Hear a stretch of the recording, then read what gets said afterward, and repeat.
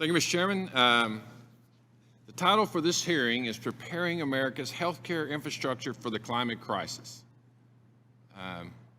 I got to tell you, I appreciate your testimony, but out in America, off Capitol Hill, we have Medicare that's going to be insolvent in 6 years, an infant formula crisis that have left shelves empty, and we're begging other countries around the world to make up for it.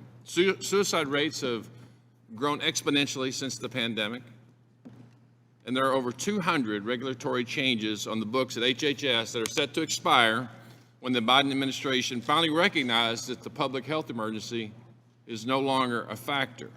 We could argue about that all day long because it only exists on the south end of the Capitol or not at the southern border.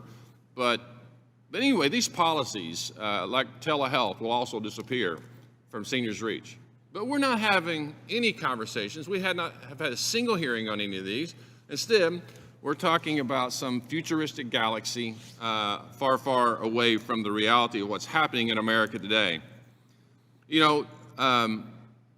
Just a few weeks ago, after our Democrat colleagues spent $250 billion on climate programs, now we're seeing what's happening in California. We have a governor who talks about turn your thermostats up, live in a colder house through the winter.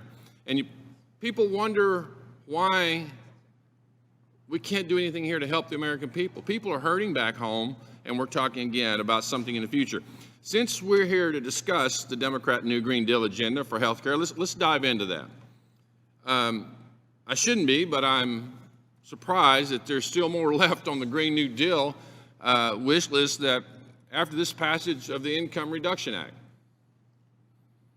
Like I said, there's a whole lot of we should be discussing today, but instead we're talking about forcing hospitals to adopt unreliable energy practices, and apparently my friends across the aisle want to take healthcare notes from Europe, where only 72% of patients seeking emergency care are seen within 4 hours. Emergency care. Maybe if the Europeans weren't wasting less resources on installing solar panels on their hospitals, they could actually take more and better care of their folks that are there waiting on them. And don't get me wrong, I mean, there's been a lot talked about over the last 2 years and then also now about let's follow the science. I'm an aerospace engineer. I understand science. This is not some talking point. I get it. I believe in science. I believe in all the above energy. I've said this since I've been here. I don't know any of my colleagues on my side of the aisle that don't believe in all the above energy. What we don't believe in is destroying America for the purpose of some legislative agenda from my socialist Democrats on the left. Because I also have Democrat friends who believe in all the above energy as well. I'm all for healthcare providers and any industry exploring innovative technology to reduce energy costs, but under no circumstance should the federal government force private businesses to change their energy source, especially in healthcare where the power fuels life-supporting and life-saving technology.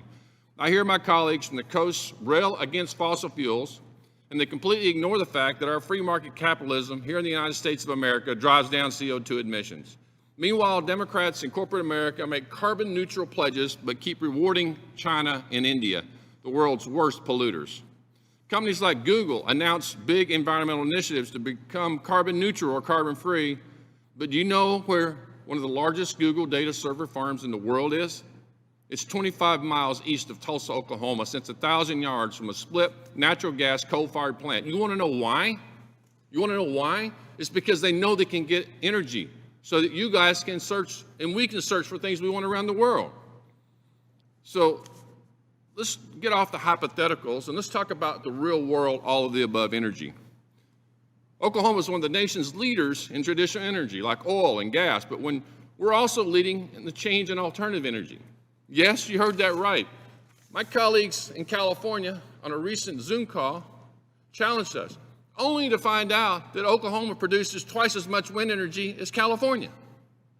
So folks, enough of the rhetoric. Let's go back and take care of the American people. Let's listen to their needs today. Let's have hearings on what they need today. I spent the first decade of my life in Arkansas living 10 miles from a nuclear power plant. If we really care about CO2 emissions around the world, let's adopt and expand nuclear power energy. That's true zero emissions. We have the technology. Let's do that. It's not about this. It's about a political agenda. I yield back. Thank